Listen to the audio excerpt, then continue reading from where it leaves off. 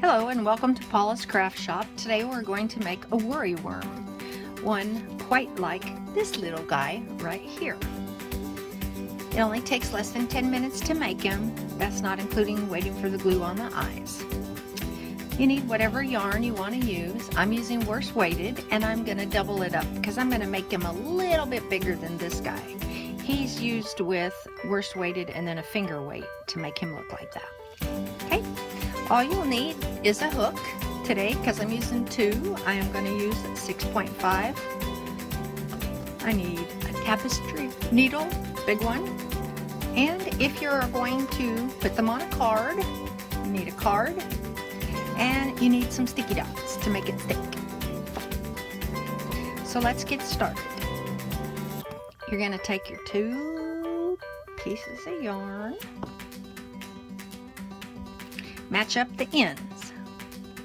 Now, if you like a magic circle, go right ahead, but this does not require a magic circle, and I don't like it to come undone, so I'm just going to do a slip knot. Of course, I have this plastic needle, and see if it'll go through there. And I go around and I pull. That's just my slip knot, okay? Easy peasy. Now I'm going to chain 3. 1, 2, now I'm going to double crochet in this first hole. Make sure you get both of them as many times as I want, because I want to make this head be kind of substantial. So if I were just to say 6 or 7, and depending on the yarn that you chose or the hook size that you picked, my head might be stiffer. Now, I do prefer to use any scrapped yarn. I prefer to use Value brand yarn. It seems to be a little bit more firm, and again, firmness is what's going to make this guy stay together. Now, once you have all 12 or how many? 12 is just a number I use most of the time. Okay, so I mean, if you had to have a number, I guess 12 is it. So there's a bunch of them. Now look how when you squeeze it tight, you can squeeze in a few more, and it gets firm. Let's do some more. You want it to lay flat too, because this is this guy's head. You want a bumpy head. Let's see how that works out. All right, that's pretty good. Alright, now in that first one that you made that was all just chain stitches, remember I said chain 3? Go all the way in the hole, pull it out, okay, and I like to do a single crochet right there. Alright, now you're going to chain for your tail. You can chain as many as you want depending on how long your tail is going to be. This side head, I like 15. 1, 2, 6, 7, 8, 9, 10, 11, 12, 13, 14, 15. Now 15, it's an odd number because I need to go into the third hole. 1, 2, 3. Now you're going to chain 3, 2 more in that hole because that will make 3. You count your 2 chains and then double crochet, so that counts as 1 cluster. Okay, 1, there's 2. Now this doesn't take long, and if you make this with me, we'll make it together. We're going to do 3 double crochets in each chain all the way down. Now that's going to make this curl, and again, we're going to have a decent sized guy because we use 2 colors.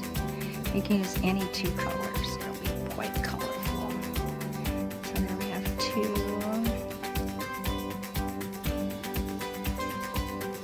Whoops, skipped one. Well, I'm going to pause this and finish up. Y'all get all the way to the end. Okay, now we're back. Got all the way to the end. So you should have 12 or 13 of these to make this nice curl. All right, I go all the way to the end. Now when you get to the end here, what you're going to do is you're going to slip stitch to the second one. Not this one, but that one. Okay, so just go in and slip stitch like that. Okay, now you're going to need a lot nice, long, when I say long, you know, not that long. As long as your cell phone, how's that, or longer. Clip them off. And you're going to just pull it through. Okay, just pull it through. All right, now, hopefully you cut them even, because that works the best. Even Steven. Thread them in your big giant needle here. This is my favorite part, because we're not going to do anything to make fancy knots or anything, so we're going to just go in. I like to go in the back too. Okay. Going through some of these so it's not going to move around. If I don't move around, why? Because you're going to see what we're going to do here now. Hook it through the top.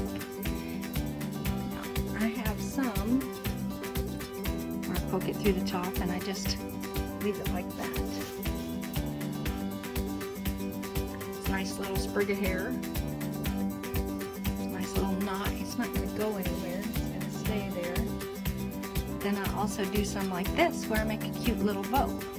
Isn't that cute? Don't you like that on top of his head? A couple more sprigs. I always put different kinds of eyeballs because I like eyeballs. I think they're fun. How about this eyeball? Bam! But see, those all have little sprigs. Okay, here's one with another bow. Just depends on what mode I'm in, who gets a bow and who doesn't. Just going on now. Remember, we made this a big guy so you can see him. No wrong way to do this. My second yarn's usually just a fine point yarn. Okay, now we're off. Let's put them back together. This is what was my beginning tail. If you used a magic circle, you want to make sure you go around and around a couple of times because you don't want it to come out. But I usually try to stick it under here so you can't see the thread. Poke it through the top. Let's pull it through there. Kind of big and an ugly needle. All right, there you go. Now you have those two on top. I like this because that's flat right there. That's his body. You can curl him right there. But, you know, if you want that side to be your face, up to you. All right, now you could just tie a knot, slip it, and he could have a little sprig of hair. Or you could make a bow. I'm going to show you how to make a bow.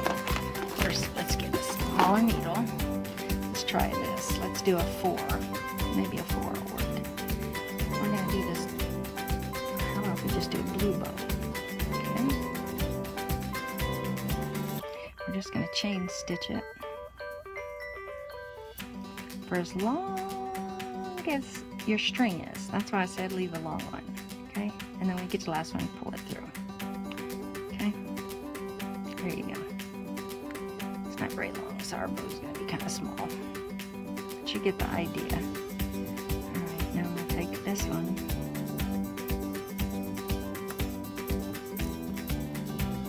Here, let's do this. Let's have a sprig of hair. Now you can put anything on these guys, whatever head you want on. But you know, as you wear these out in your pocket, this little sprig will get fuzzy. So it looks cute at the beginning. So I'm just going to figure out how to get this tucked in here. And again, any way you want to tuck it is perfectly fine with me.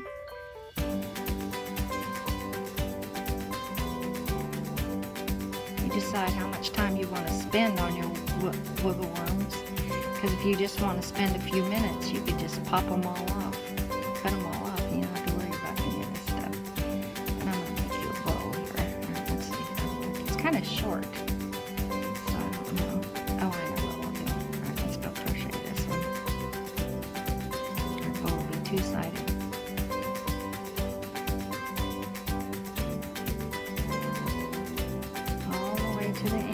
And these were just about the same size, so yeah.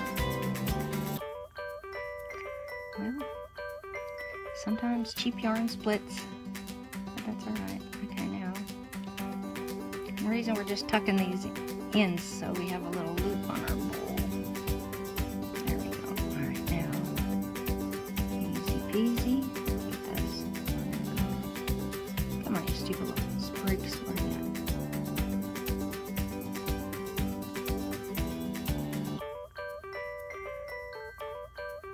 Let's do some magic here. Let's pull that one through there. Now, all you little crafters, I know you're quite creative and you're like, this looks like something. There's one time.